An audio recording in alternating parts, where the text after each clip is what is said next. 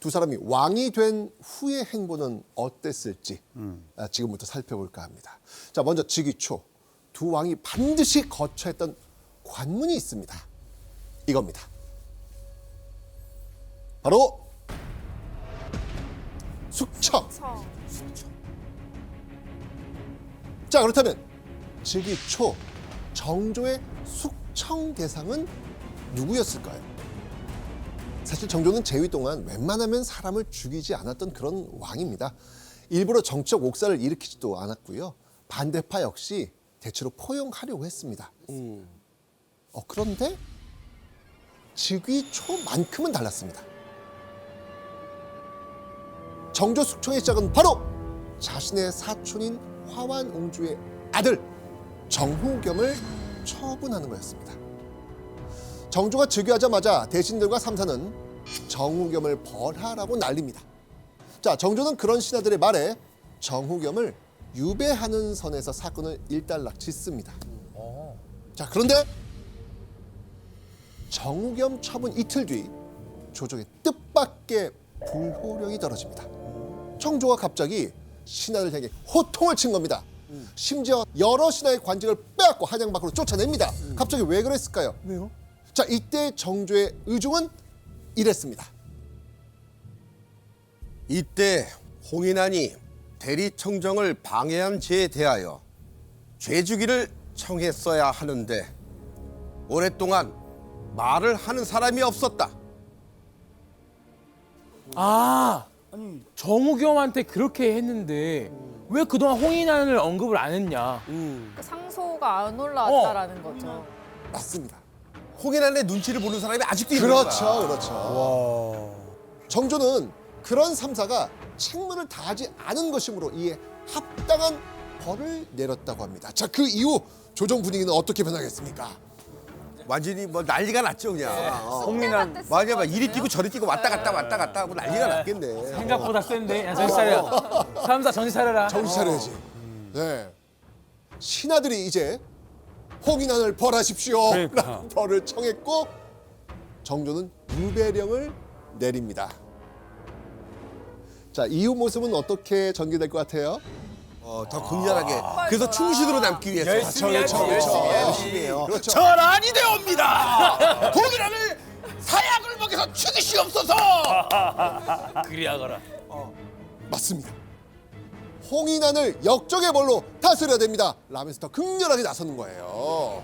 정조는 기다렸다는 듯 세손 시절 자신이 조정의 일을 몰라도 된다고 했던 것, 불충했던 일들을 쫙 열거하면서 홍인환과 정후겸에게 사살을 명합니다. 그리고 정후겸과 함께 자신에 대한 유언별을 퍼뜨렸던 화완옹주는 옹주 지위를 박탈하고 내칩니다. 정조는 그동안 꾹 눌렀던 분노를 실어서 자신의 앞길을 막는 자는 확실하게 처단하는 단호한 모습을 보인 겁니다. 그리고 그런 숙청 과정에서 정조의 노련한 정치술을 엿볼 수 있는 것이죠. 정조는요, 할아버지 영조와 했던 약속대로 정적 제거 과정에선 아버지 사도세자의 문제는 절대 거론하지 않습니다.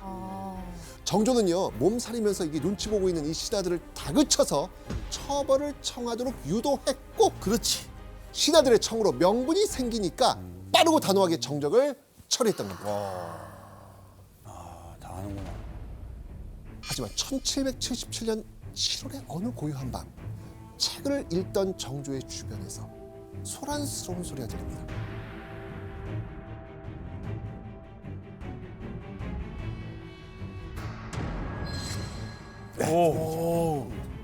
왕의 목숨을 노린 간큰 시도. 그 누가 왕이 되는데 감히 누가 보내서 왔더냐? 정조는요, 빠르게 범인을 색출했고요. 2명의 암살자가 잡힙니다. 이 암살자의 배후 홍상범이란 인물이었습니다. 홍상범은요, 사도세자를 죽음으로 몰고 간 홍계희라는 인물의 손자였습니다. 자, 정적들을 제거하는 모습을 대놓고 보여줬음에도 여전히 목숨을 위협하는 이들이 있다는 사실에 정조는 충격을 받습니다. 자, 이러면서 정조는요, 범인과 그 가족까지 20여 명을 단호하게 처형했고요. 상당수를 유배 보냅니다. 오, 소름 돋. 그전에는 막 책만 보고 뭐 좀 인내하고 참고 뭐 카리스마가 좀 부족할 줄 알았는데 아니에요. 행동파. 비슷해요.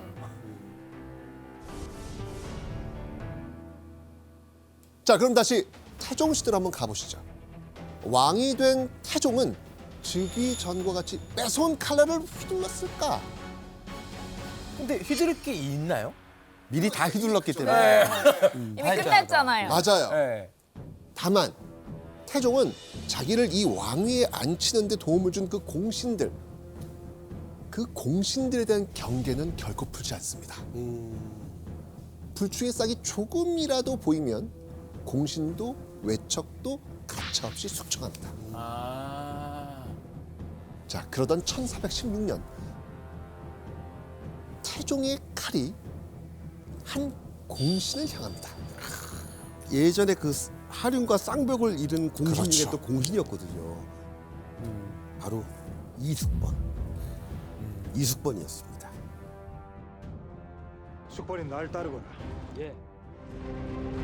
대신들을 찾아라. 눈에 띄면 모두 죽여라. 사실 이숙번이 1차의 왕자의 난부터 생사고락을 함께 했고요. 네. 태종에 즉위하는데 엄청난 공을 또 세우기도 하셨습니다. 거짓말 안 하고 그 건세가 날아가는 새도 떨어뜨릴 정도. 그 정도. 왜 근데? 아나 무인으로 조정의 위계를 어지럽힌다는 말이 수없이 들려오고 있으니 아니 털어서 먼지 안 나는 사람 있습니까? 제가 작정하고 들여다보면 대감이라고 뭐 무사하실 것 같습니까? 뭐라? 교만하여 계급이 같은 재상을 하인만도 못하게 여겼다. 이숙번은요, 태종의 총애를 등에 업고 잘난 척하면서 건방진 행동을 했던 겁니다. 네, 교만. 그러나 태종은 섣부르게 이숙번을 처단하진 않습니다. 매번 눌러 참으면서 이숙번을 유의 깊게 지켜보는 전략을 택하죠. 사실 뭐 이런 일도 있었습니다. 사실 그 한양 서쪽에 그 새로운 물을 만들려고 했는데 그게 바로 이숙번 집 앞에다 건설을 하려고 했던 거예요. 근데 그거를 다른 데로 그냥 옮겨서 물을 만들려고 한 거예요. 그걸 어디다가 옮기려고 했죠, 그 우물을? 그거를 사실 그 상황 정종이 사는 집 앞에 정종이 사는 집 앞에 문을 만들도록 한 거예요. 아, 서로 거기서 약간 그 문가지 그럼요. 기싸움을 살짝 했네요. 이숙번의 이런 행태는요, 날이 갈수록 심해집니다. 심지어 태종의 말을 무시할 때도 있었습니다. 이야. 내가 이게 진짜 약간 가끔 영화에 나오는 내 성격 까먹었나 본 데가 나오는데 다 이건. 그러니까. 이숙번. 아니, 내 성격 까먹었나 보네. 이게 나오는 거야. 자, 그런데 그런 물에도 참고 참던 태종이 이숙번을 추방하라. 대체 무슨 일이 일어난 것일까요? 자, 한 잔 드시죠. 아, 좋다. 정말 오랜만에 다시 뵙사옵니다. 당시 세자 양녕대군에게 용을 제공하고 뇌물을 바친 혐의로 유배형에 처해진 구종수란 인물이 있었거든요. 그런데 죄인 구종수가 이숙번에게 사람을 보내서 세자와 다시 연결될 수 있게 도와달라고 했던 거예요. 그런데 이숙번이 그 사실을 알고도 조정에 고하지 않았던 거예요. 지금 가가지고 반성하고. 반성하고 뭔가 숙이는 모습이 보여야 되는데 그러기는커녕 아예 좀 또 다른 일을 하고 있는 거니까. 야, 이건 불충 중에 불충이죠. 결국 그 사건의 전말이 태종의 귀에 들어간 겁니다. 선처는 없었습니다. 이숙번을 함양으로 추방하라. 그리고 다시는 한양에 발을 못 붙이게 합니다. 공신이었던 이숙번이 태종에게 정치적 숙청을 당한 거죠. 그리고 태종은 죽을 때까지 이숙번을 보지 않습니다. 근데 이제 왕이 될 때는 그냥 뭐 가족들 다 죽였는데 뭐 이렇게 막 그래 바로 죽이진 않네요. 그러니까 이때 잘 봐주던 이숙번을 처단하려고 했던 근본적인 이유는 세자를 휘두를 법한 공신들의 힘을 완전히 빼야 된다고 생각했던 거지요. 그러던 중에 이숙본의 불충이 도를 넘었고 태종의 잔혹함을 간과하다가 된통당한 거죠. 그런데 흥미로운 건 태종이 이숙본을 냉정하게 숙청한 사건이 두고두고 조선의 귀감이 됐다는 사실입니다. 태종 이후 후대 신하들은요, 왕이 측근을 잘라내지 못하면 태종이 이숙본을 자른 것처럼 하셔야 합니다 라고 고하곤 합니다. 기준이 됐네. 정치의 기준이 됐네. 그렇죠. 제 아무리 총애하는 측근이어도 위협적인 인물이라면 과감하게 처단하는 게 정치 잘하는 왕이라고 기준점을 제시한 겁니다.